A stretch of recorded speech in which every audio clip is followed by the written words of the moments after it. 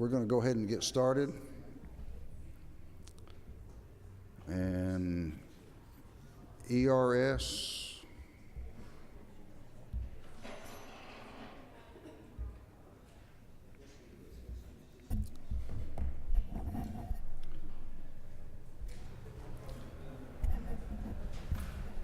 What section?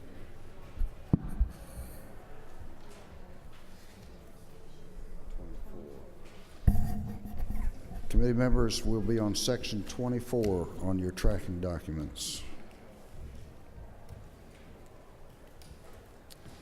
Yes, sir. Thank you, Mr. Chairman. I'm Jim Potvin. I'm the Executive Director of the Employees Retirement System. We have 4 programs that are tracked on the tracking document. Only 2 of those programs we're asking for state contribution, and that is for 24.2, the Georgia Military Pension Fund, and 24.3, the Public School Employees Retirement System. In both cases, we require a direct appropriation from the General Assembly to fund the annual actuarial required contributions. For both systems, there's an increase in the FY14 requirement over the FY13 requirement. So the Military Pension Fund, the requirement will be about $1.9 million, and for the Public School Employees Retirement System, it's about $27.1 million for FY14. Are there questions from the committee?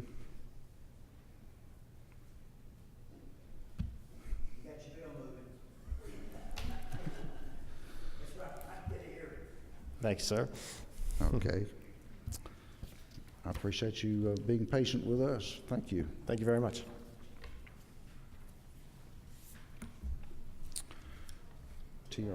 TRS, and it would be section 45 for committee members. Good afternoon, Mr. Chair and committee members. In the 2014 budget, we have just slight direct appropriation for $513,000. That's to allow us to pay cost of living adjustments and a minimum benefit payment to those individuals who retired from the old local systems of Atlanta, Fulton, Rome, and Chatham County. It's down $77,000 from a year ago. Unfortunately, these folks are relatively old and are passing away. And by the way, I'm sorry, I'm Jeff Ezel, Executive Director of TRS. Too many committee meetings today. Right. Okay, are there questions? I guess the question we get from teachers most often is, doesn't have anything to do with any of this. They just want to know you're still sound over there. We're in very good shape. Matter of fact, as of yesterday, we were up to $57.5 billion in assets. Return this fiscal year to date's 9.5%. So the economy's doing good nationally, internationally, getting there here in Georgia, but we're showing good benefits from it. That's good information to hear. Any other questions or comments? Again, we thank you for being patient and staying waiting on us. Thank you. Y'all have a good day. If you ever had any questions, you know how to get in touch with us. Thank you. PSCRS? No, professional standards.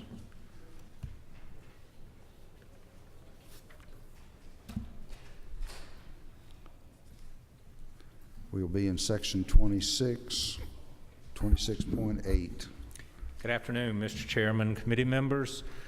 Thanks for the opportunity to speak with you today. I spoke with you in our session on the amended FY13 budget about our agency's core functions and current work, so I'll skip over that and move straight to FY14. Since the governor's recommendations for FY14 are for the most part very similar to the amended FY13 recommendations that I discussed with you 2 weeks ago, I'm not going to go through them line by line. However, you will find the recommendations, I believe, on page 2 of the governor's office FY14 tracking document. In FY14, the governor's recommended cuts include the 3% cuts that we submitted, as well as a cut to telecom. In addition, the governor recommended a 1% unfunded increase to the employer's share of state health benefit plan. This amounts to an additional unanticipated cut of $29,000. In addition to the cuts, the governor added $130 for increased telecom costs and $99,644 to cover increased retirement system costs. Finally, on line 26.8.3, you will see an addition of $250,000 to enable PSC to implement last year's legislation to link professional learning with student performance. The successful completion of this work will also satisfy recommendations of the House Study Committee on Professional Learning, which Representative Carter chaired, and the State Education Finance Commission, which Chairman Coleman co-chaired. As an aside, we have spoken with Sarah about changing the language of the caption, and OPB is supportive to this change, and the new caption should read, "Increase funds to align professional learning with results in improved student achievement." The $250,000 is not to provide staff development, but to do the necessary work to put the structures in place to meet the requirements that are now in Georgia Code. The end result of this work will be that we substantially move away from a seat time requirement of 10 professional learning units to renew a certificate and move towards a requirement that an educator must be able to demonstrate how professional learning positively impacted performance in order to renew a certificate. This work will also include a thorough examination of what type professional learning is most effective and should be eligible for funding. For example, at present, we may well have an over-reliance on state and national conferences, and we likely need to have a significant portion of an educator's professional learning directed to areas that need further development as identified by very specific and objective ways, like a value-added assessment, consistent statewide teacher and leader evaluations, and other consistent and objective ways. Even though there's no way to know before we start the work precisely how we would spend the $250,000, if during Q&A you would like our thoughts on that, I would be glad to provide them. To the best of my knowledge, Georgia will be the first state to engage in this important work. The QBE formula generates about $32 million a year in state funds for professional development, and the successful completion of this work will add great value to that investment. I want to conclude by thanking you very much for the fair treatment that you gave us in the amended FY13 budget and in previous budget years. We will continue to manage the funds with which you entrust us in the best possible way to protect our core functions, serve our clients in the best and most efficient way, and maintain the high morale and productivity of our staff. Mr. Chairman, if I could respond to any questions, I'd be happy to try. Are there questions?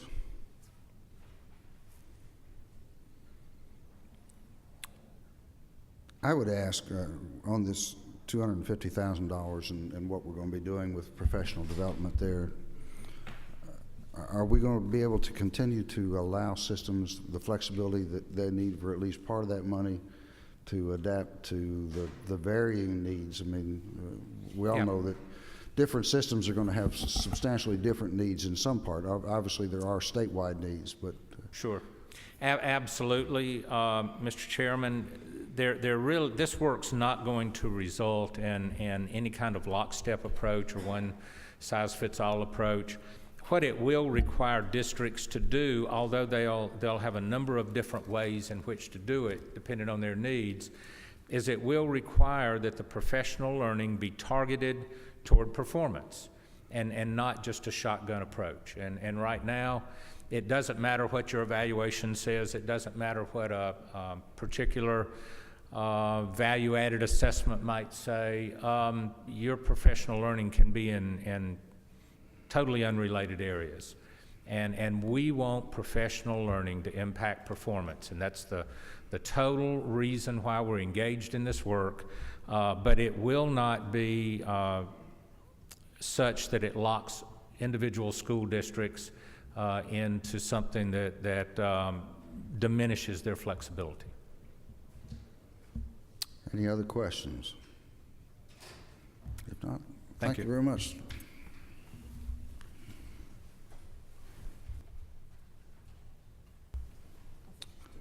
Office of Student Achievement. And again, we're in section 26, this time 26.12. I'm Bonnie Holliday, the Executive Director of the Governor's Office of Student Achievement. And we are in the tracking document for the Office of the Governor, section 26, subsection 12. Just as a reminder, GOSA is the state's P20 Education Accountability Agency. Our primary responsibilities include the publication of the state school report card, which puts out performance data for pre-K centers, K-12 institutions, and post-secondary education institutions. We also administer the state's auditing program. We do erasure analyses with the state's testing vendors each year. And most recently, as of July 2012, we also administer the state's Reading Mentor Program in 22 of the state's lowest performing districts as measured by third grade reading CRCT scores. If you'll look to GOSA's agency-specific adjustments starting in 26.12.1, we have a slight increase in ERS funds. We have an adjustment for telecommunications. And we have a reduction in funds if you'll skip down to 26.12.4 in contracts, and we're able to manage that reduction thus far because we had some cost savings for the National Student Clearinghouse contract that GOSA maintains on behalf of the state. The biggest change in our FY14 budget is this transfer of funds from DOE to OSA for technology for that Reading Mentor Program I talked about a minute ago. And specifically, those funds are earmarked for technology, and we are currently, in the absence of a standardized assessment in grades K through 2, we're currently working with these lower performing districts to implement diagnostic assessments. Specifically, we're using the DIBELS assessment, and that helps us to progress monitor and remediate for those students who need the most work in reading and literacy instruction. Right now we're administering a paper pencil form of that assessment, and it's very time intensive. Teachers are administering this assessment at least once a month, and in many cases 2 or 3 times a month to each student.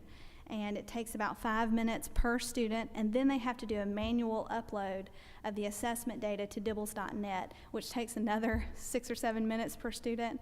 And so these funds are earmarked specifically to transition from a paper pencil format of that assessment to a digital format of that assessment. We don't have a vendor picked out, but there are several vendors who offer this kind of service, and it just allows for a lot more sophisticated data analytics. And from a state standpoint, it would allow us to manage the program in a much more targeted and time-efficient way. Is this an ongoing cost, or is this a one-time startup expenditure? About half of it would be ongoing, about half of it would be startup. The half of it that would be ongoing is the licensure fee that you would have to maintain on a per student basis. The other half would be the infrastructure that you would need for iPads, for instance, or iPhones, or whatever format we choose to go with, whichever is the most cost effective. What's the total that is invested in the Reading Mentors program? Is the rest of the money for Reading Mentors still in DOE, or is it all in your section? The money for the staff is also at GOSA. The total for the program, for the staff salary, fringe, and travel is $1,641,299. With the addition of the $396,824, the total would be $2,038,123, and that would be at GOSA. Give me that number again. 2 million what? $2,038,123. That's the staff personnel plus the $396,824 that would be added for the technology support. So the 1,641,000 is basically what was allocated also in 13? Yes. That number hasn't changed. Other questions?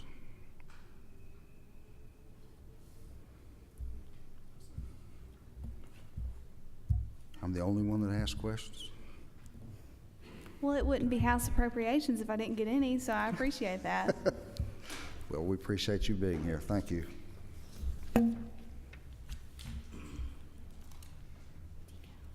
Decal. Is your boss still over with the president? Yes, sir. Yes, sir. Thank you. Thank you, Mr. Chairman, members of the committee.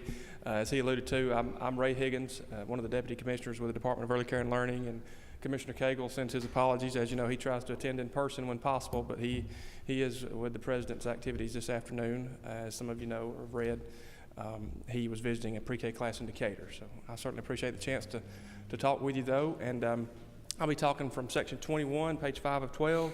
And other than the statewide adjustments that you're familiar with, our changes start under Child Care Services on line 21.1.2, and those two items are basically our adjustments associated with the 3% that carry over from the amended, and we think we can manage through those accordingly. The next set of changes are under the pre-K program, starting on line 21.3.4, and the first item increases the funds for transportation. This deals with Category 1 children. It's transportation assistance at the provider level, and this slight adjustment upward will bring the new budgeted amount in line with last year's expenditures. And of course, the next item is the one that we are most excited about, and that's the governor's proposal to add an additional 10 days of instruction to the pre-K school year. We greatly appreciate your support of a similar proposal last year, and would like to ask your favorable consideration this year as well. And with that, Mr. Chairman, I'd be glad to try to answer any questions. Questions, anyone?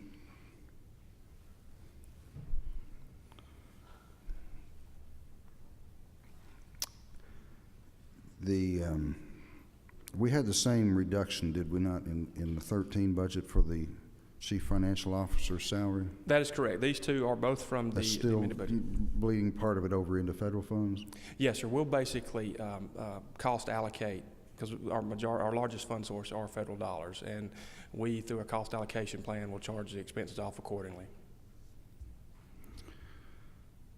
Okay, one other question. The increase of 10 days, staff-wise, is that going to make any difference to you?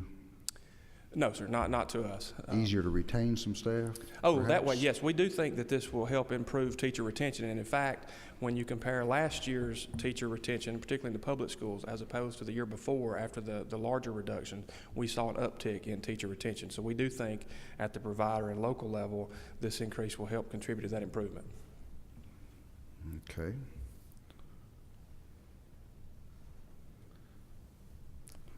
How many of your student slots are filled, percentage-wise? As of December, it was 97.22% as far as the fill rate.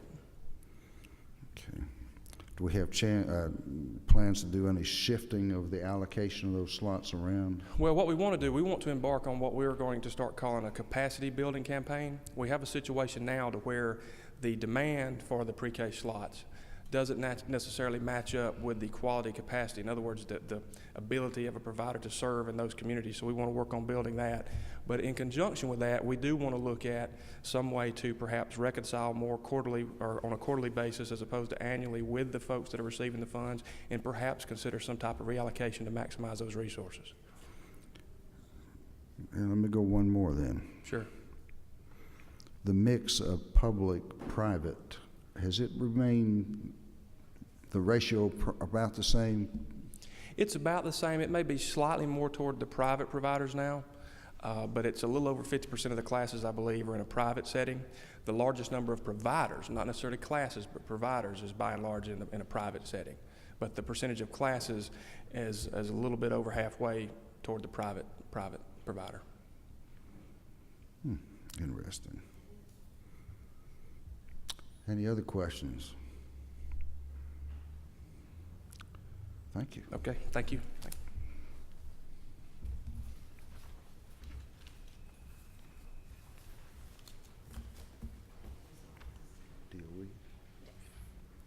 Set your stopwatches. It's time for the DOE.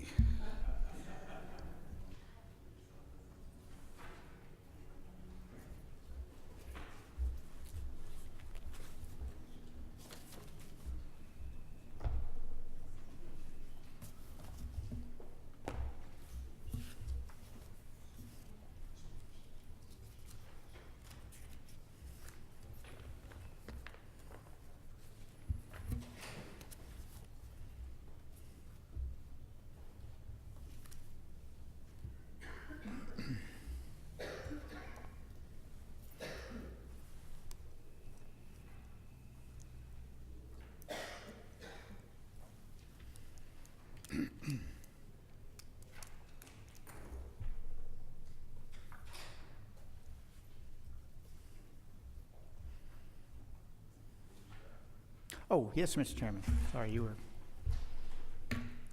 Mr. Chairman, members, thank you. I'd like to start with 23.1, which is the first program in our budget, which is referred to as agricultural education. The governor is reflecting a $229,000 reduction, which is approximately 3%. As we said with the 13 budget, generally speaking, a 3% reduction is consistent with a fairly neutral view of any program. And the governor had asked the Department of Education to look at a 3% reduction across the different programs, not across the board. And of course, we want to point out at the outset, the governor did protect both QBE and equalization and SED. So there were line items in the K-12 budget that were exempt from a 3% reduction. Would it be fair to say that the governor protected primarily those funding areas that dealt with classroom instruction? Yes, Mr. Chairman, that's absolutely correct. So QBE, SED are formula-based, and they're primarily direct instruction.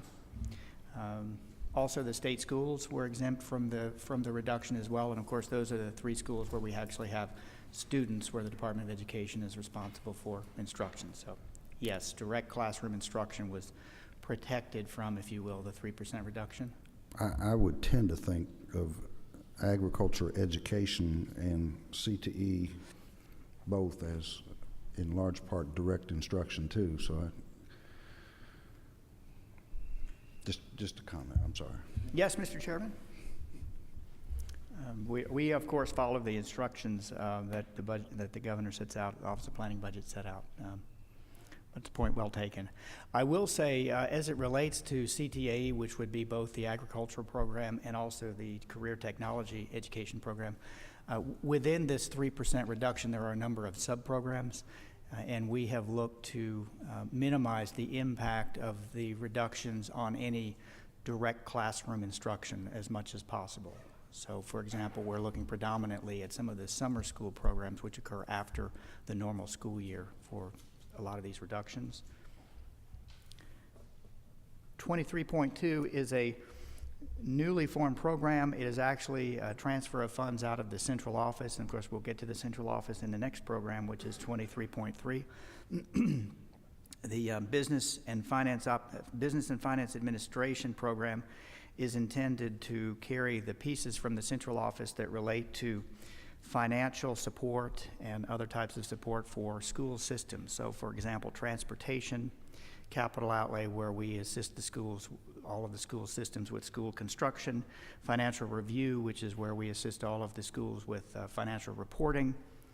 We also do a lot of the QBE calculations and QBE work out of this program.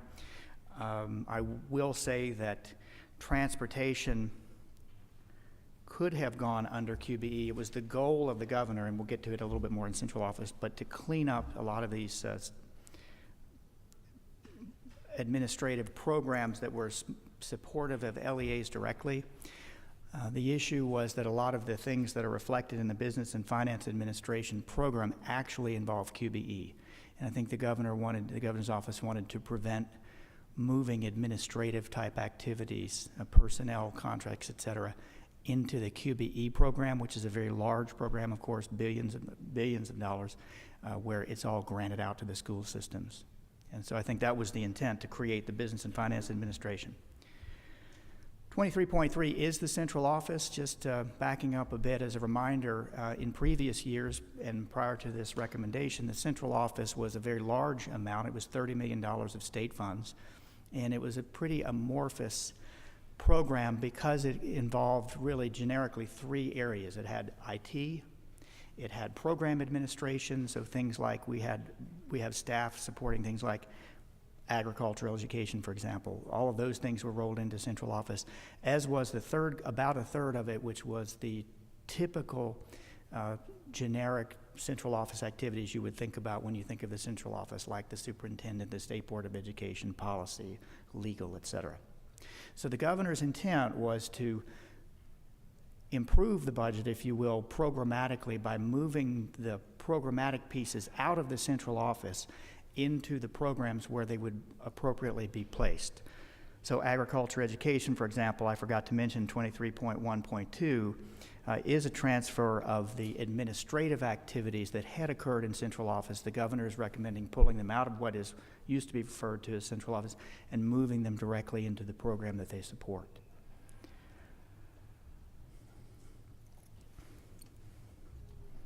In addition to those changes, and I should just mention that in 23.3.7, the $25 million number is a reflection of those transfers in and out, which we'll see throughout the budget, and I won't go into all the details, but I'm happy to answer questions. But essentially, it is moving the pieces of the central office out into the respective parts so that it would improve the programmatic descriptions, so that we would have more transparency about what these programs are actually doing and the total spend in any of those programs in relation to all of the budgetary resources. And that's 23.3.7.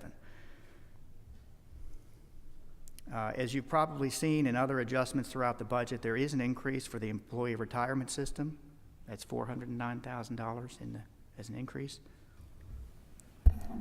Because you're covering a lot of material in a lengthy time, rather than waiting until the end to ask questions, if they have a question, we're going to try and get it while you're in that section, so it'll make a little more sense. And I think Representative Glanton has a question. Thank you, Mr. Chairman. My question is, when you say moving them into the respective programs, are the folks physically moving from that location, or is this just an administrative transfer?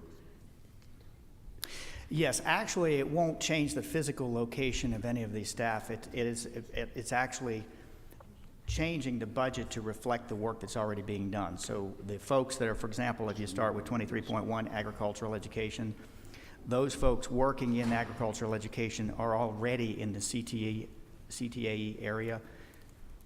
They were just classified in the central office program. So it won't change any of the physical locations of any of these folks. It will just be a better reflection of all of the activities and spending in that particular program for ag ed, et cetera, throughout. So we're not talking about physically moving anyone. It's simply moving, it's better reflecting the actual work that's being done where it should be reflected from our perspective. Now, will they, Mr. Chairman, will they report to a different area, or will they still report to the same folks they're reporting to? We're just administratively moving the money to where it makes sense. We will not be changing any reporting structure as a result of this. We are administratively reflecting the budget. I will, in PeopleSoft, and we've talked about this in the past, again, under program budgeting, we have 28 programs. But of course, at the Department of Education, we have a hierarchy and a budgeting hierarchy workflow that is slightly different from the programmatic structure. And that's been the case since we started with program budgeting. So as a practical matter, nothing will change about the operations, about the physical location, about the reporting structures. The only thing that will change is the reflection in the state budget of where these monies are spent. So when one looks at, for example, the agriculture education program 23.1, in the past, you all would have seen just the grant portion of it. And if you wanted to see the entire activity and all of the spend related to agricultural education, one would have had to go to the central office as well, try and piece out from that $30 million how much was related to agricultural education, and frankly, it wasn't really there that transparently because that would be too much information. So it is really an improvement in the budget reporting. It will not change any of the structure of reporting. It will not change any of the physical locations. All right, thank you. Thank you, Mr. Chair. Are we doing a similar cleanup of allocation of funds in local systems? Trying to get some. We are working with the DE46 reporting system. This would, of course, be financial review, which is one of the activities under 23.2, the new Business and Finance Administration. As a result of the task force discussion, we know that the DE46 reporting, which is generically the reference to the school system reporting, we would like to see better consistency among the reports. The state accounting office has provided and promulgated a chart of accounts. But even within that chart of accounts, there is some ability to classify things slightly differently. So one of the things we are working on, Mr. Chairman, is having a better set of instructions and guidelines from this shop out of Business and Finance Administration to the school systems about how much less latitude, if you will, they will have in terms of reporting. So we'll get a better apples to apples comparison as we pull up the financial reports, and we'll have better comparability of the school system reporting.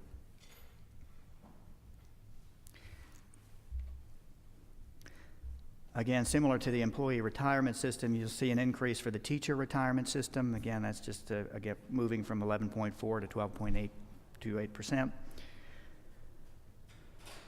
The $25 million that I referenced earlier is a transfer of funds, is a cleanup to better represent where we're actually spending the money, but not a material change to any of the reporting structures. There are some changes and reductions that are related to the zero-based budget review that was done this year. 23.3.8, for example, is a reduction in administrative expenses, and when they say prior year, it's referring back to the zero-based budget report. So again, when one says prior year, it could mean, you know, different things to different people. So OPB and the governor's referring back to the zero-based budget when they're referring back to the prior year expenditures, and they actually did a good job of rolling up and trending several years worth of expenditure. So they're really referring back to that baseline established in the zero-based budget report. A fairly big change is the transferring funds to the Discovery. This would be 2 GPB for the Discovery program. That's about just under $1 million. That is a similar transfer that was instructed for fiscal year 13. It is a larger amount, but that is to provide digital resources for science to teachers throughout the state. There is a transfer of $396.8 thousand, as Bonnie mentioned earlier. That is to GOSA, and that's in support of the $1.6 million that they have for the Reading Mentor program. There's a reduction of $44,000, similar to fiscal year 13 recommendation to reduce the superintendent's leadership program. That's a contract we do with GSSA. In the charter schools, again, transfer from the central office of the charter school folks. Do want to point out that there is a recommendation to eliminate 2 of the non-funded positions out of the charter school program before moving them into this program. So the administrative folks that were in the central office included charter schools, and the governor is recommending that we reduce 2 of the non-filled positions, and then he's recommending that those monies be moved into the program called charter schools. Okay. As a programmatic impact statement, I can say it shouldn't have much impact because the intent of that is to allow the commission charter, which will show up later in the budget, to hire those same 2 folks. So the thought was we don't need all these folks up in the charter school program, as well as having the same kind of activities occurring in the program referred to as the commission charter. So there is a reduction for 2 staff members, but it won't have programmatic impact. Scott, Charter Advisory Committee, is that still in existence? Yes, there is a Charter Advisory Committee, but I think, Mr. Chairman, what you're referring to was a desire to have some contracted staff consultants to work with school systems and communities, but mostly school systems, as they move toward the system charter. We do still have that in place. I believe the current intent is to have about $35,000. That would be for 13. We would do a similar contract for next year, and that actually is coming out of the sub-program in this program referred to as the planning grants. That would be 23.4.3. So the $5,000 in 23.4.3 is a 3% reduction to the planning grants line item. It will continue to have that line, even after the 3% reduction, we'll continue to have enough money for that contract activity, which I think is what you're referring to. That's where we actually spend. We also have a more generic advisory group, but we don't really pay for that. We just, the folks come in and tell us what they think about the charters, et cetera. So that's charter systems, not charter schools. They would be for the charter systems, that's correct. Those grants are to provide consulting support to school districts that are looking at setting up the charter systems. And of course, all of the schools in a charter system would be charter schools.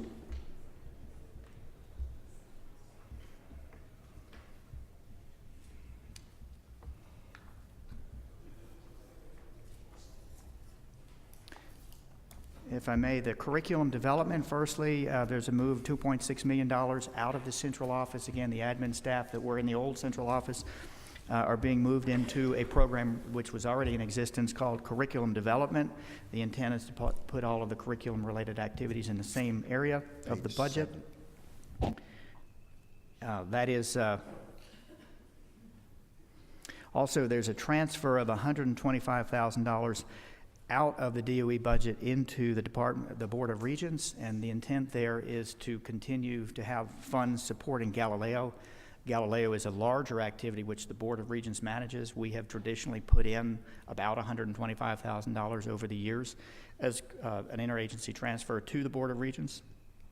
And so the governor's recommendation is to just move those funds over to Board of Regents so that we don't have to have that concern about whether we're going to have the money available or not.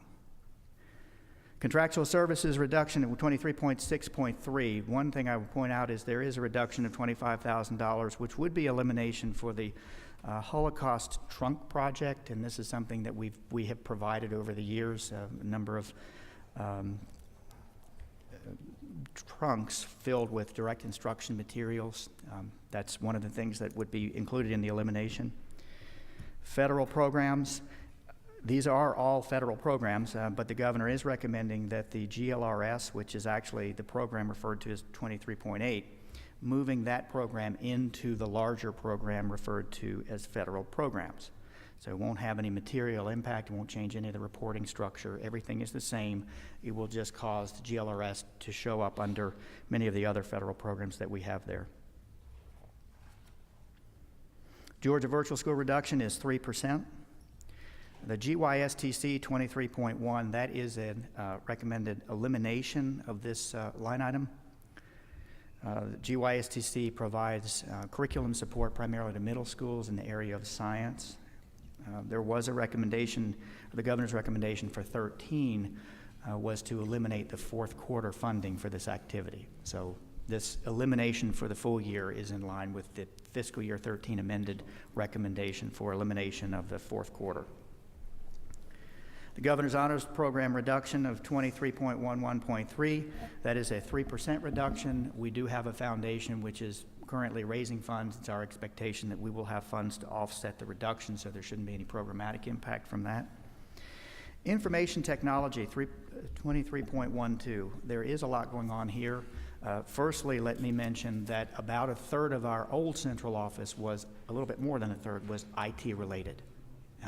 Those IT services are not just computers we use at the Department of Education. Actually, those IT services are more and more related to support directly for the school systems. A lot of you will remember the longitudinal data system we've been talking about, and the tunnel, and the teacher resource link, et cetera, et cetera. Point being, a large infrastructure with the associated software that will allow teachers to bring down digital resources to be used in the classroom, also to bring down professional development for themselves to help in the classroom. There are also projects underway to assist with the teacher leader keys, which are the new evaluation tools that are being developed with Race to the Top monies, et cetera. So the governor's recommendation is to move those technology expenditures out of the old central office and to move them into the program at 23.12 referred to as Information Technology Services. Now that program, as a reminder, used to have in it and it still will, but just the AT&T contract. So that program housed just the AT&T contract, which is where the state pays for a fourth of the bandwidth connection for the local school systems. So the governor's intent is to move the monies out of that central office and move them into a program referred to as Information Technologies. This is also consistent with the recommendations from the Education Task Force, where there is a specific desire to focus more and more on technology and trying to drive efficiencies to help teachers in the classroom. So in addition to the $10.1 million transfer from the central office, there is some enhancement. It's just over $2.5 million. This enhancement is specifically intended to continue the work that we are currently funding with federal funds, and those are mostly Race to the Top funds. As those funds go away, we will have to have state dollars to replace the federal funds so that we can maintain the longitudinal data system and all of the other things that we are building out. School nutrition, 23.13.2, this is a 5.8% reduction. This, again, goes back to the zero-based budget review. The governor's recommendation of a $1.3 million reduction is consistent with the idea of eliminating the pay for sick days. And I think the reference was that the law is not totally clear on whether that is supposed to be funded or not. I should also mention that there are 2 staff that are being moved out of the central office, as well as $9 million of federal money. So in our central office, we used to have school nutrition. That, in the governor's recommendation, is moving out of the central office and into the program called nutrition. So the big part of it is that move. Most of that move is federal. It's administrative monies, and this is for the school nutrition program. But there's also a 5.8% reduction in the state dollars that are being sent down. Scott, how many other positions in education do we fund sick leave days for? Well, in theory, we fund sick day for in QBE. Is it 3 or 2 or 8? Well, we don't pay enough for 8, but in theory, we pay for about 1. It's supposed to be 8. It's about, yeah. Anything else? I mean, just teachers, administrators? That would be teachers and administrators. Parapros? No, sir. The parapros are not really part of QBE. They can be part if they're in the kindergarten where you can have a smaller class size, but we're not funding the parapros. They're non-certificated. Are there funds for those who are in the kindergarten? Are there funds for sick leave for them? No, sir, they're not. They would have to be, in order to be funded, they would have to be certificated and in a slot that would require a certificate. And a parapro would not. Now, if they happen to be in a position, they could be a parapro type and be in a position that requires a certificate, then they would be eligible. Okay. Thank you. Yes, sir. I should mention 23.15, equalization. We're very pleased. The governor is recommending full restoration of funding for equalization. That's a $41 million increase. And that's very positive news for the school systems that are the poorest. And this will, again, fully fund the equalization formula. The local 5 mil share, 23.16, this is somewhat technical.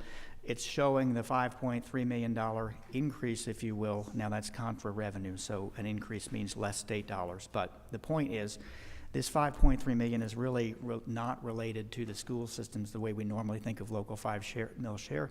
This is related to the governor's supplemental grant, which is actually in QBE. The governor is recommending a reduction in that supplemental grant for the state special charter schools to recognize local fair share. And there's not really a good mechanism to do that, so the governor is bringing that recommendation into the budget and saying that we should take portions of that grant for local fair share. And as we do that, and then this recommendation as it's being done, it's being reflected in local fair share. So this $5.3 million is related to the QBE payment for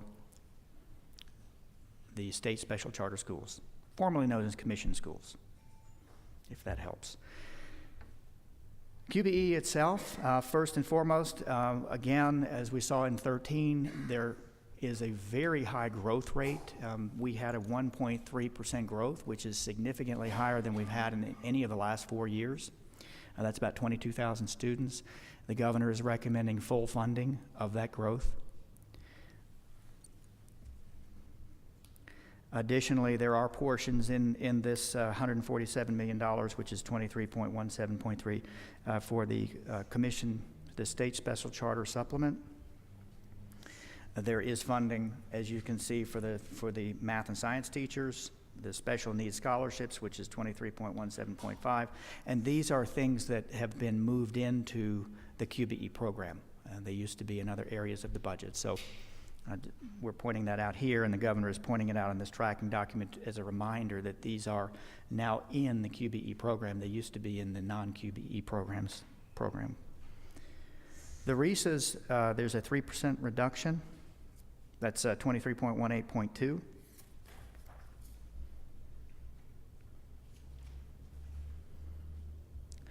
In 23.19, the residential treatment facilities, I should mention that there is a pretty big change in that. Scott, let me take you back just a Yes, second. sir. I'm sorry.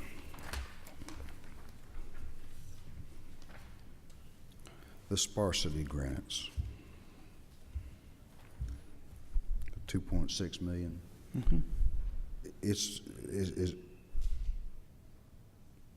it a correct explanation that they have just simply been moved into the QBE formula, and instead of being dispersed amongst 10 or 15 systems, now every system will get a piece of that 2.6 million? Yes, Mr. Chairman, it is. It's 21 systems, and actually that's precisely the point I was about to make. The add that you see to the QBE program is a redirect, and the source of those funds is this program 23.19, which is now called residential treatment facilities. So line 23.19.1. The governor's recommending a redirect of this $2.6 million out of what used to be called non-QBE programs. So there's a name change to this program.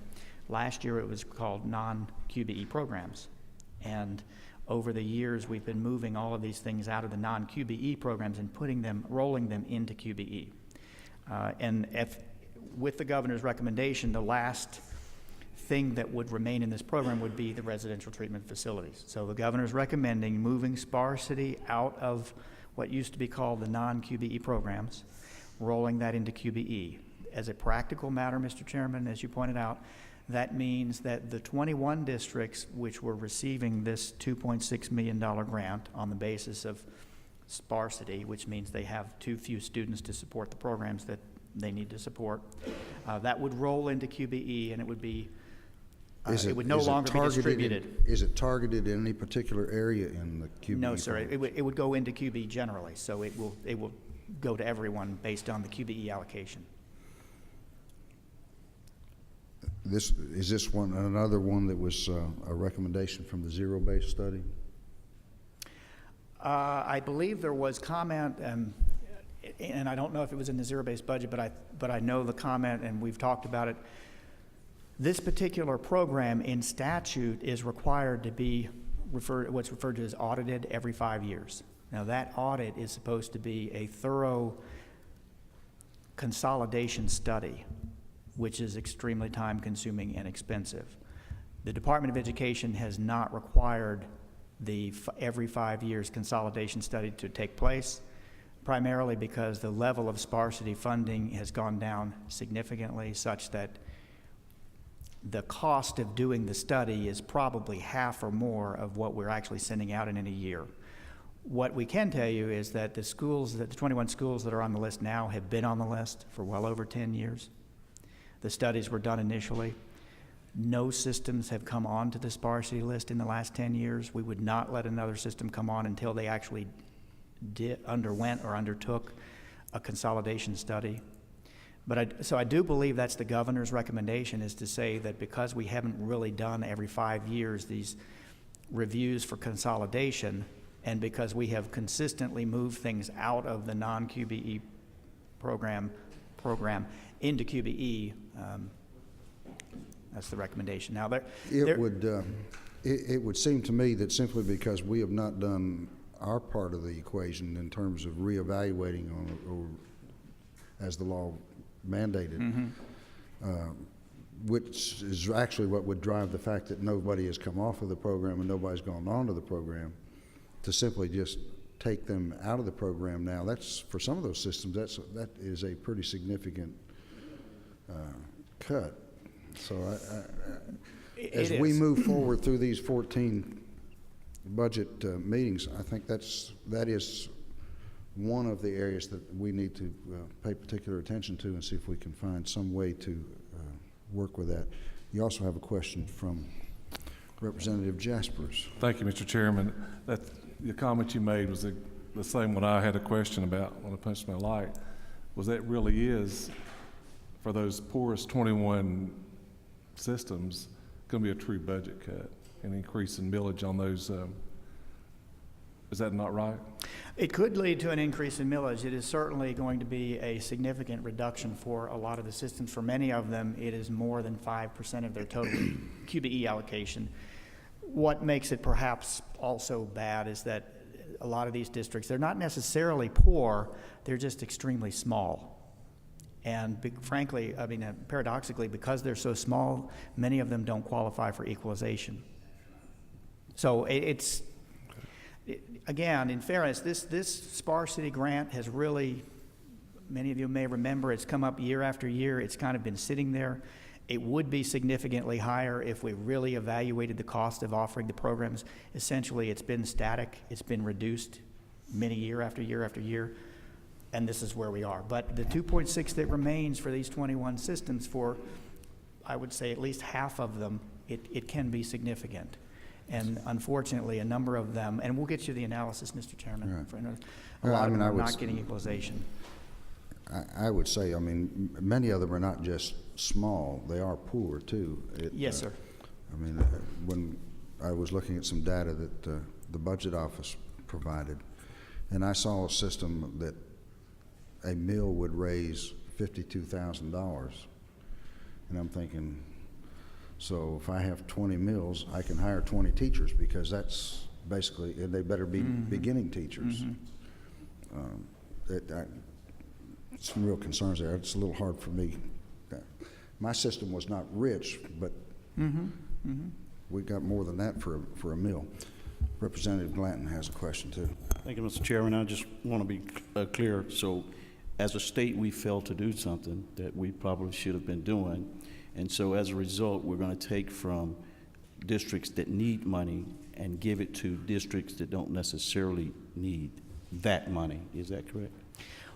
Well, I would say that we're going to be giving it into the QBE formula, which has a $1 billion shortfall. So $2.6 million out of a $1 billion shortfall is not material.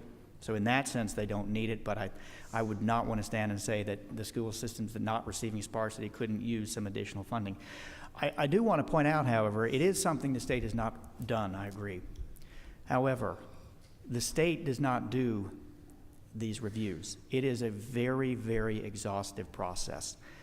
In order for the school systems to do a consolidation study, they have to do the work.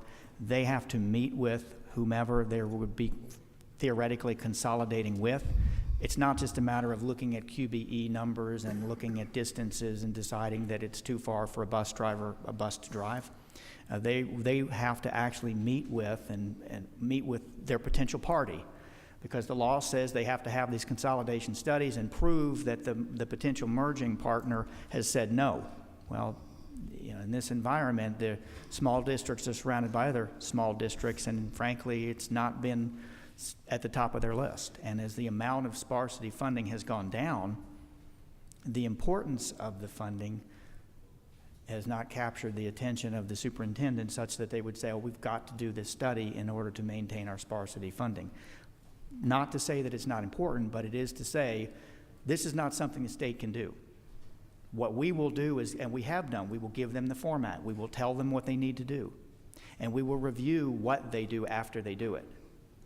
But it's not, this is not an audit where we could actually just go down and look around. We would actually need them to do the work, and we would help them, but they would actually need to do the material work. Well, now, I believe, I'll give you a follow-up in just a second, but having just read through some of that statute, it pretty specifically says the Department of Education will do some things. But I will agree, it is a very cumbersome process, and it's both objective and subjective, and it needs to be cleaned up. And if we're going to Yes. have a sparsity grant, it needs to be a little more easily managed. But Representative, you had a follow-up. Thank you, Mr. Chairman. So would it be fair to say that while we're conducting a study, it's possible that we force the smaller, poor districts to raise their millage, which makes them poor? Would it be fair that we're putting additional financial burdens on those districts to be able to sustain themselves prior to our study being completed and realigned? Yes. Thank you, Mr. Chairman. We got two more questions out here, I believe. Desk 6. Yes, and you really answered my question. I was going to ask you, because I checked, most of these are not getting the equalization grant. That's correct, because they are. You got to come back behind this. Yes. And if you remember 1187, we encouraged them to consolidate. We will do all these things to do it. But under the Purdue administration, we reversed all that trend. So I don't necessarily blame them. I think a lot of the fault lies in our laps. So I think we need to give them a little, we need to do what we can to try to at least restore that right now, put that sparsity grant back, and give them a little chance till we do our job. And I'm not blaming the state, the Board of Education totally. I think the You turned him off. Yes. thank you. 84. That was over here. Okay. He showed up here. I hate it. You're up. Hate this. Don't strangle yourself with it.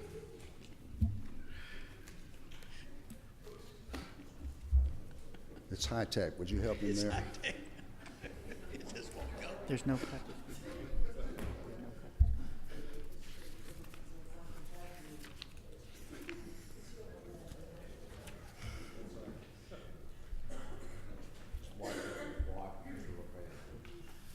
No, okay. We need to add this to the professional development. At least I repaired the clock. That's level. Yes, Mr. Chairman, 23.20 is the school improvement program. And here again, you'll see the governor is reflecting or recommending cleanup, if you will, moving $8.4 million, mostly federal money, into the school improvement program from the central office. 23.21 SED. It is a $2 million reduction, but I want to be clear that the governor's intent is simply to reflect the declining enrollment in SED. So SED is like QBE. It is student-based. It is direct instruction, if you will. And the governor's reduction here is simply to reflect declining enrollment. The 23.22 State Charter School Commission Administration. This is a program that the governor is recommending to be added in the 13 amended budget. In that 13 amended budget, the governor is recommending $130,000 of startup money. In the 14 budget, he is recognizing moving the program into the 14 budget so that it'll be there, but with no funds. And the reason is that the State Charter School Commission is authorized under law to use up to 3% of the monies that would be sent down to the state special charter schools. And of course, it's not the intent to use all 3%, but there is a source of funding for this particular program. That's why there are no dollars reflected here. Do we have an estimate of what they expect that might be? I'm sorry, an estimate of? Of what they will need? They're not going to need the whole 3% that they can have. Well, of course, percentage is a problem because we don't know how many of the schools will transfer over. So it would be 3% against what base. I think perhaps a different way would be to say, we know they'll have a director, someone probably directing the program, working with the commission and that board, which is separate from the state board. And recall that I mentioned earlier that in our own charter school program, there were 2 positions. Now, those 2 positions were brought on by the Department of Education some years ago when the commission went away. So, of course, the new director hasn't come in and they're still working through the details, but I would think that those positions that were going to be started, that have been eliminated in our charter school, will at some point, that work will be picked up here. I mean, I think all I'm asking is, are we looking at 200, 300, 500,000, $1 million? I would say somewhere 300,000. That would be with benefits and everything else, because the benefits have gone up to be about 50% of salary. Thank you. The state interagency transfers, the $400,000, it's the same comment we saw in 13 supplemental, which is that this is a reflection of the amount of money that was surplused at the end of 12. This number is calculated and put into our budgets. I don't really have all the details of it, but I know that is intended, that's the expected surplus. It was taken out in 13 supplemental, and of course it has to be taken out again to be actualized in the full year budget in 14. The state schools, there are increases for ERS and TRS, similar to other budget areas. Again, we're grateful the governor has not recommended or required a 3% reduction in the state schools line, and that's because these state schools are actual students in 3 of our schools where we're actually providing direct instruction. 23.25 CTAE, that is well, firstly, I should start by saying there's a recommendation to move the career technology education folks who were up in the old central office, to move them into this program called Technology Career Education. So this $1.68 million is a reflection of what is currently in the central office budget for this purpose. There's also a recommendation for a 3% reduction to the overall program. In testing, there is not a recommendation for a reduction, and that is because of the anticipated costs that we will be incurring and continue to incur as we develop the new EOCTs and continue to develop the CRCTs and older ERCTs for the Common Core GPS. Tuition for the multi-handicapped, there are no changes there. And subject to your questions, Mr. Chairman, that completes my presentation. Wishful thinking.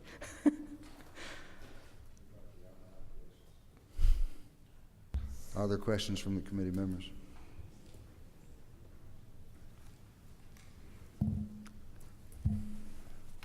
If you'd stick around, though, don't go back. Yes, sir. Not there, but Yes, in sir. the room. I will be ready. We will open up for some public comment, and what I would like to do, we did not put out a sign-up sheet, so what I would prefer to do would be to give initially to those people who are either a part of or represent an existing, somebody who's already in the budget, Betsy, Career Tech, those folks. And then if we have people who are not representing somebody already in the budget, we'll get to them then.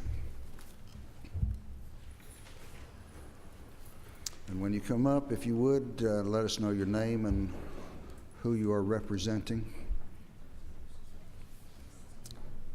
And leave those microphones alone, Herb.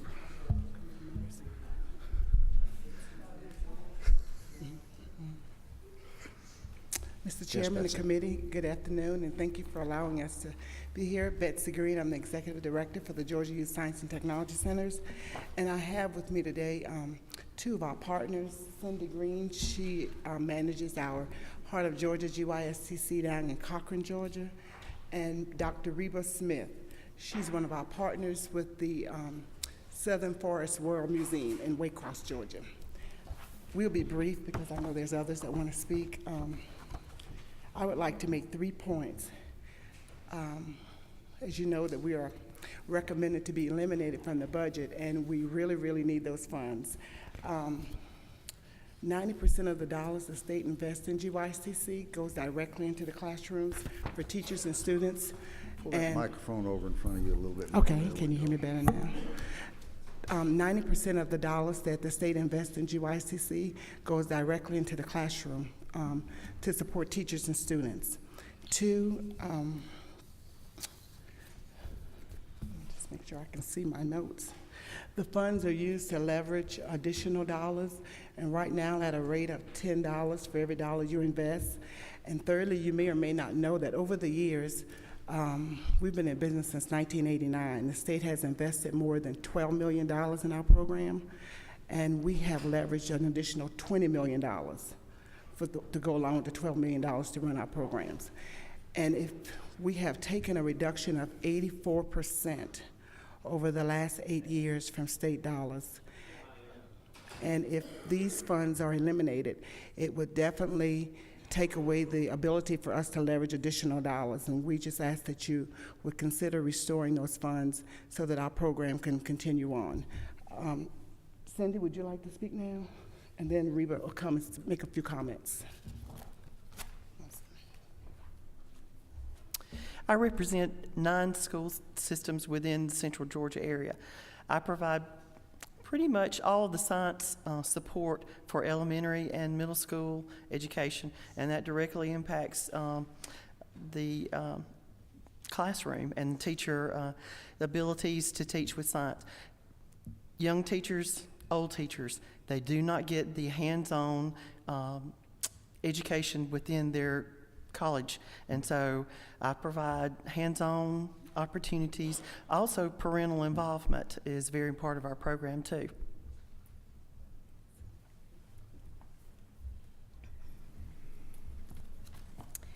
First off, thank you for letting us speak today, and I guess greetings from Waycross, Georgia, Okefenokee Swamp, way down south. And we don't have a GYSTC center anymore, and it's really been detrimental to the science growth of our students and teachers.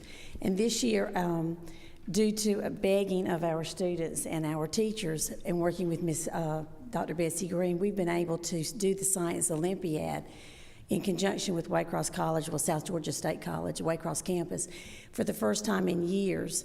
And this has made so much of a difference in the attitude of the kids towards science in the elementary schools in the area of Okefenokee-Risa. And I'm going to try to talk really fast, but when I think of GYSTC, I think of 3 things. I'm a retired educator, been in the field for over 30 years, so I've been around a while. But I think of 3 things. I think of the collaborations that they do, I think of the rigor that they provide, and I also think of the customer service that the GYSTC provides. And the rigor is in the programs that they have developed, they've implemented, and they do in the classroom work. They provide training, professional learning to the teachers on-site, off-site, online, however the teachers want the services provided. And they also provide rigor in the programs that they do for science nights and science Olympiads for parents and for students. And the customer service of the GYSTC doesn't stop with how they provide services and what they do right now. They ask their stakeholders, what else do you need? What else can we do? How else can we help you? And GYSTC isn't stagnant. They're continually looking for ways to become better. They're kind of like in the Collins book, From Good to Great, where they're talking about good companies that became great. And GYSTC has stayed true to their mission to make science, math, and technology fun and exciting for young students. They've stayed true to that mission. Through their collaboration and their rigor and their customer service, they've been able to evolve into not just a good organization, but to a great organization. And right now, in the education right now, as the new standards, the next generation of science standards are rolling out, the teachers are scrambling in the state of Georgia looking for ways that they can increase the rigor of their instruction. As an elementary teacher, I took 1 science class, but I was, then you teach kindergarten through 5th grade, but that was with 1 science class. And I can tell you that GYSTC is providing the services that we need throughout the state to be able to get our teachers and students where we need to be. Thank you. Thank you. Are there questions from committee members?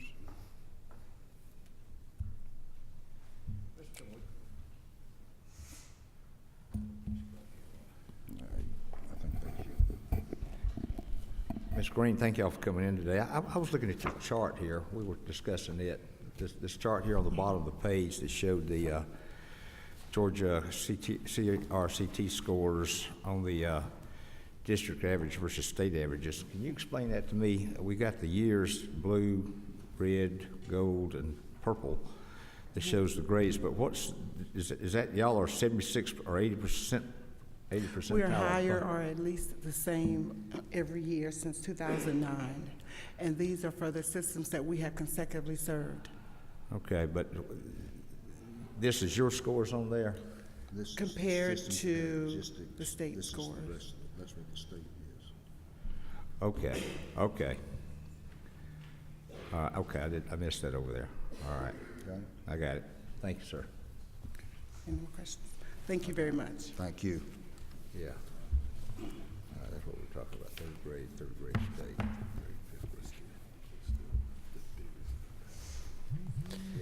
Well, thank you, Mr. Chairman, members of the committee. I'm Matthew Gamble. I work with the Georgia Association for Career and Technical Education. And I first of all want to start by thanking you for what you did in the supplemental budget to help restore some of the funding cut for CTAE funds. That was very much appreciated. As you know, this committee has worked very closely to help us for the past several years in different ways. But I think about the legislative initiatives that have come through, the bridge bill, the House Bill 186 Career Pathways legislation. Last year, the governor announced his Go Build initiative. John Barge has the College and Career Readiness Performance Index, and all of these things are tied directly to our career and technical and agriculture education programs in the state. All of those are now in place, coming online, and there's been so much increased interest in our programs to make sure that our students are college and career ready. I wanted to mention too, in particular, of course, we have a 3% cut here in the 2014 budget, and I just wanted to ask for your support in any way with that. But also the cut to school counselors on line 2317.1 under Quality Basic Education. The school counselors are such an integral part of Go Build and also the career pathways, and making sure that the students are getting the career guidance and I guess the overall comprehensive counseling that they need throughout their school time. That's very important to all of this as well, and so I did not want to leave them out by any means, as they are such a key part, and there's so much seamlessness going on and cohesion between our career technical and agriculture programs and the school counselors. So I just wanted to mention that also to you today. But thank you again, and of course, if there's ever any questions or anything that I can get any of you, I'll certainly be glad to. Thank you.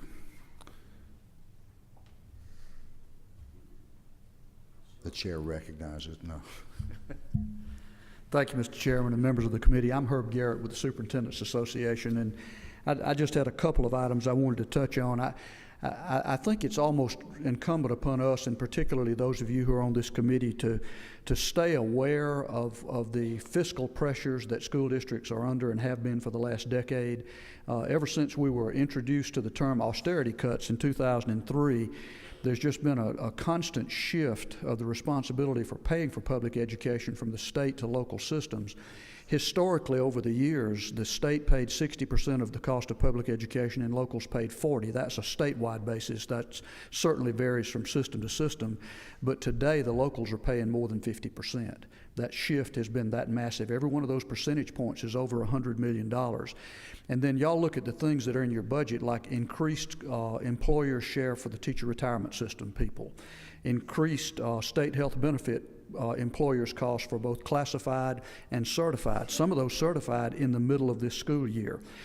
Just like private businesses, for local systems, the employer share for Social Security, for FICA, went up on January 1. That's an additional cost that the state doesn't cover.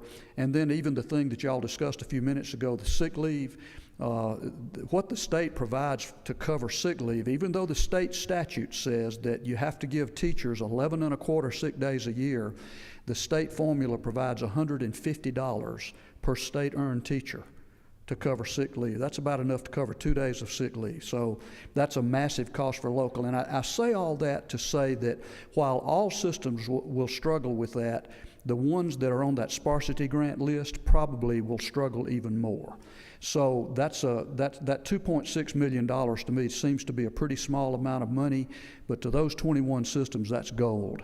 And I sure hope that if nothing else, that maybe what we ought to do is restore it for this year, and if there's some sort of responsibility that states and locals haven't met in order to meet the intent of the sparsity grant, then let's get that done in the future. At least that would be my recommendation. And the other thing is a little selfish. We appreciate the fact that y'all put the money back in the amended budget for our Superintendent Professional Development Program, and would ask that you consider doing that in 2014. Thank you, Mr. Chairman.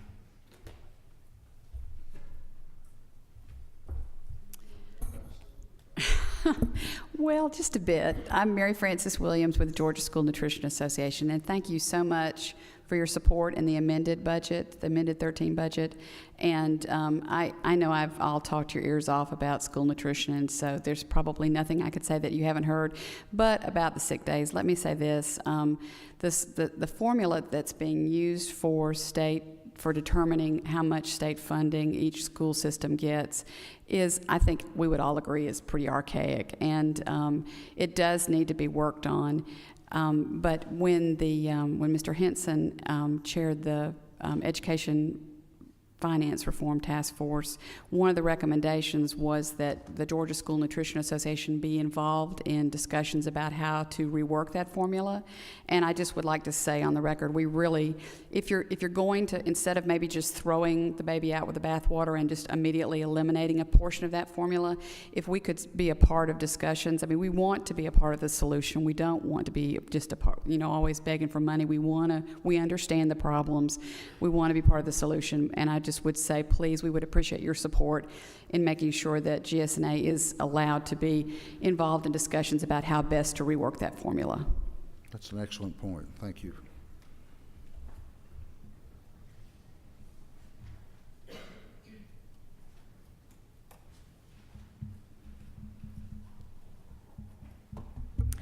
My name is Carmen Allen, and I am an advocate, a volunteer advocate, and I've been advocating in the state of Georgia for over 12 years. I am here today because I'm very concerned about our children. There are children being harmed, and some have actually killed themselves as a result of what we call best evidence-based practices and what we also refer to as positive behavior supports. I was trained in 2005 to advocate for children in our school systems to get positive behavior supports. I was never told that this was a specific therapy that included experimental analysis on children that may in fact result in harming them. It includes what we call a functional behavioral assessment, and then it goes into functional analysis. Let me interrupt you just a minute. Mm-hmm. We are on the budget side now, the Yes. policy side, which is what you're really talking about now. No, I'm actually asking for a reduction in the budget because I believe that we should be collecting harm data instead of funding a evidence-based practice or therapy. And if we don't have the harm data, then why are we funding something if we know already that children are being harmed, and if we already know that children have actually killed themselves? In Hall County, Jonathan King hanged himself. I am here because I'm a volunteer, and I've been doing this for 12 years. Mm-hmm. And I got a call. The reason I'm here is because after 12 years, I thought I'd retired. But I got a call from a mother just last week, desperate, looking for help for a year and a half. Went to every agency, school, everything you can think of, and no one could help her, and her child was being restrained. So I'm saying, why are we funding and not collecting harm data on practices that we're doing in our school systems, in our residential treatment facilities, when we send the kids to GNETs, the Georgia Network of Education and Therapeutic Services? There are children getting harmed, and parents have nowhere to go. Georgia had 12 families sue them from 2007 to 2012 over this, 2007 to 2011, There were 12 families that sued the state of Georgia. We spent $64 million in 2010 on the GNETs, which is the Georgia Network of Education Therapeutic Services. And the 2010 audit by the state on GNETs, who specializes in these behavior therapies, they showed that, one, they're dismal results. So we already know that they're failing the kids at the GNETs using this. Why are we establishing a positive behavior supports department at the Department of Education? Why are we continuing to fund all these things without collecting harm data? So I'm actually asking, let's not continue to fund this if children are getting hurt without collecting harm data and without telling the parents, hey, there is possible experimental analysis. Okay. I would suggest that if you have not gotten with, he had to leave for a doctor's appointment, but Dr. Coleman would be an excellent, in front of his committee, will be a good avenue for that to I proceed. went to his office. Okay. But thank you. I appreciate your time. Yes, ma'am. Thank you. Wait a minute. Okay. Never mind. Thank you. Good afternoon. My name is Joel Mackey, and I represent the Georgia Vocational Agricultural Teachers Association with a law firm here in Atlanta, Hall Booth Smith. Appreciate the opportunity to address this committee. I want to begin, as many others have, by thanking this committee and the overall House Appropriations Committee for the work you did on behalf of agricultural education in the amended 2013 budget by restoring some of the funding that had been cut, and we certainly are grateful for that. I also appreciate Chairman Dixon's comments about agricultural education and career and technical and agricultural education as being a core part of what we do in educating our young people in this state. Obviously, we've made a commitment through SED and other parts of the budget to fund those type things, and we certainly in the ag education world view this as a part of an integral part of K through 12 education. And we know we're not tone deaf. We are certainly aware that it's tough budget times, but we would certainly ask you to restore in the 2014 budget what you're able to do. To give you some context for how the cuts have impacted our program and how it continues to do well despite difficult times, we would be reduced this year back to 2006 levels of funding for extended day and extended year for agricultural education and some other programs. And since that time, we've had 52 new programs. That's not just teachers. There's more than 52 new teachers. So in effect, that's been a more significant reduction, a much larger reduction on a per teacher basis when you compare the fact that we have the same pot of money to divide over a larger number of ag educators. And let me make this final point. We know that the General Assembly, and for good reason, we all want our economy to restore and start growing again. We're committed to jobs. Everyone in this chamber, certainly, I think that way. Let me give you some numbers about agriculture. In 2010, that was $12 billion of the state's economy. We are the largest industry. It moved to $12.9 billion in 2011, and according to the University of Georgia College of Agricultural and Environmental Sciences, that number is going to be even closer to $14 billion in this coming up year. One of the stabilizing forces in our economy throughout these tough economic times has been the growth and stabilization of agriculture. And I'm proud to say that our agriculture teachers are critically important to continue to provide those jobs, job training for our young people that be involved in that industry. So we certainly appreciate what you've done, and we'd ask you to continue that support. Let me put you on the spot just a minute. And I've had the opportunity to see Skills USA and some of these other national groups and the national FFA in Indianapolis last year. Our students from Georgia, tell them some of the statistics on how many won national. Yeah, and one of the highlights of what was accomplished for at the National FFA Convention was we elected our second National FFA officer in as many years. We have a student that was recognized. We had 3 finalists in the Stars Over America, for lack of a better term, it's called a pageant, but there are 4 placement in agriculture, Star Farmer, Star in Agri-Science, There's 4 of those recognitions, 16 of the top students who have developed supervised agricultural experiences that range from science projects to growing an entrepreneurial project related to beef cattle. They are recognized as 3 of the top 16 students for those type supervised agricultural experience programs were recognized at the National FFA Convention in Indianapolis, and we had 1 overall winner of the 4 top individuals there.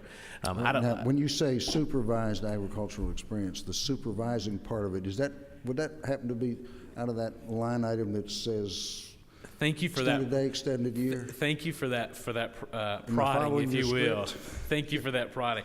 That's exactly the way it works. We believe experiential learning in agricultural education, career technical and agricultural education, is a critical part of what makes students successful. Being able to have a teacher go out on the farm or go out and work in that science project after school helps these particular students excel, be better prepared to enter the job marketplace. And so when I talk about a supervised agricultural experience, I'm talking about those agri-science projects, those beef cattle entrepreneurial projects, where the ag teachers are going to these parents' homes, their farms, and teaching them about how they can better succeed for these agricultural experiences. And it's just an integral part of the experiential learning that we do in ag education. Thank you. Thank you. And to be fair, we could say the exact same things about the Career Tech and Mr. Gamble's group. So, thank you. Thank you. Yes, Helen. Good afternoon, Mr. Chairman and members of the committee. I'm Helen Sloat, and I appreciate the opportunity to be here and talk with you. As you know, I'm with Nelson Mullins, and we represent Multi-Agency Alliance for Children and Youth Villages and their Inner Harbor campus. And I'm here on behalf of the residential treatment facilities that those entities actually provide the sickest of Georgia's children, those with behavioral health and other emotional issues. And today I have with me Dr. Christine Kennedy from Hillside, who's also one of the RTFs or RTCs. And I'd like for her to say a few words. But one thing I want to say before I step down is we greatly appreciate your support in the amended 13 budget and helping restore some of the funding to the facilities. Thank you so much. Hi, thanks for giving me a chance to speak. I'm Dr. Christina Kennedy. I'm the Education Director at Hillside, which is here in Atlanta.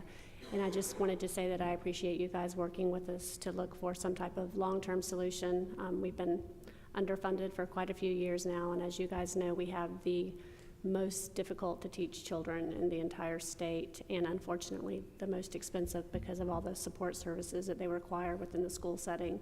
So I hope that we can continue to work towards finding a better solution so that I don't have to come up here all the time. That would be wonderful. Thank you very much. Thank you. Any questions? I don't see any. Thank you. Are there others that would like to speak? If not, we appreciate you being here. We will call this meeting adjourned.